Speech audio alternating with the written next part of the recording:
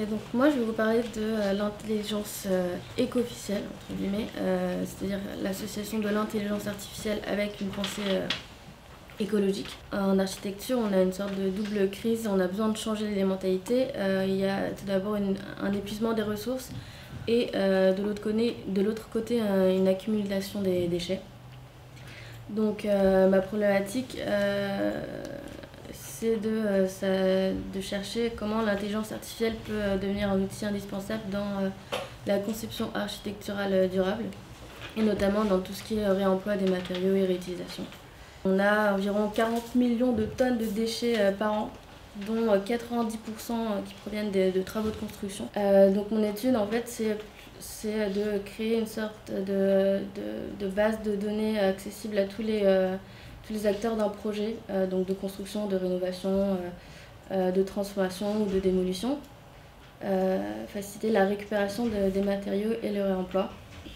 On a ce qu'on appelle le DOE, le dossier d'ouvrage exécuté, qui donc regroupe toutes les informations du bâtiment pour la gestion, etc., le fonctionnement. Donc, on a les plans exécutés, les notices de maintenance, etc.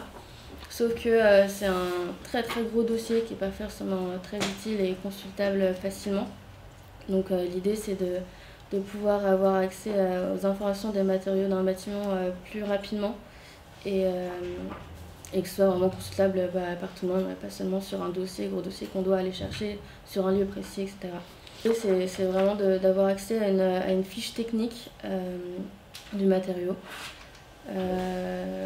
qu'on puisse avoir instantanément toutes les informations et qu'on soit regroupé dans une grosse base de données.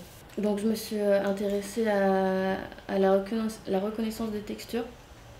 Je suis partie de la reconnaissance de forme.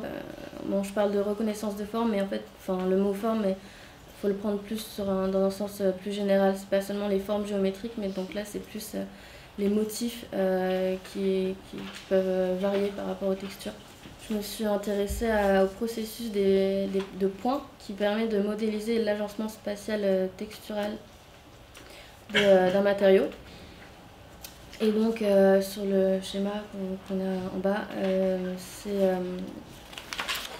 un processus qui s'appelle Neyman-Scott qui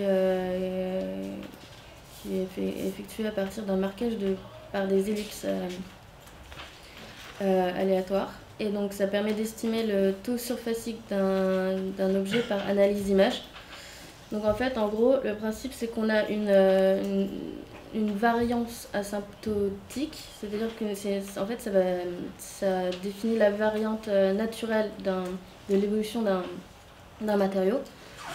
Et donc en fonction de la reconnaissance de texture qu'on va effectuer par rapport à un matériau qu'on veut récupérer, ça va définir un potentiel de réutilisation. Dans l'idée, c'est de pouvoir regrouper tous les matériaux dans une sorte de tableau. On a donc le volume qu'on peut récupérer. Par exemple, je prends la première ligne, c'est des briques. Donc on a 8 tonnes environ, 8 mètres cubes, donc on a 16 tonnes. Ils ont estimé qu'il y avait 95% qu'on pouvait récupérer. Et donc à partir de là, vu qu'on peut maintenant identifier un matériau et qu'on peut évaluer le pourcentage de récupération de ce matériau, après l'idée c'est de savoir où est-ce qu'on peut le trouver. Donc c'est la question de la géolocalisation des flux de ces déchets. Donc je me suis intéressée à la puce GPS. Donc l'idée c'est vraiment de tracer le flux des matériaux pour justement savoir où ils sont et d'être en association avec les différentes centres de récupération des objets. Donc l'idée c'est d'avoir accès à une base de données. Donc on cherche par exemple du bois, on va demander je cherche du bois machin, et il va nous dire à proximité où est-ce que je peux en trouver, pour quelle quantité, etc. Ici c'est un club balnéaire à Bali, qui a été, donc la facette a été faite qu'avec des fenêtres claire-voie en teck. C'est assez impressionnant à voir. L'idée, c'est de, dans une initiative plutôt écologique et économique, il faudrait savoir identifier un matériau, donc avoir accès à une fiche technique plus facilement que le DO actuel. Également, savoir définir un potentiel de récupération de ce matériau par rapport donc, à son degré d'usure. Et enfin, donc savoir par le biais des puces GPS où le trouver, donc en association avec tous les centres de récupération qui est autour. Et donc voilà, je pense que l'économie circulaire et l'intelligence artificielle elle peut être vraiment un moteur pour l'innovation en architecture.